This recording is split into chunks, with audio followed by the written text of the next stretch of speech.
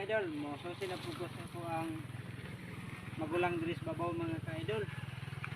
Ako silang ato mga ka-idol kay gimingaw na pud nila mga idol. So balik ko niyo mga idol. Mo adto tas mo bisita. So diri agi mga idol, paangat na mga idol. So diri ko gapuyo sa una mga idol.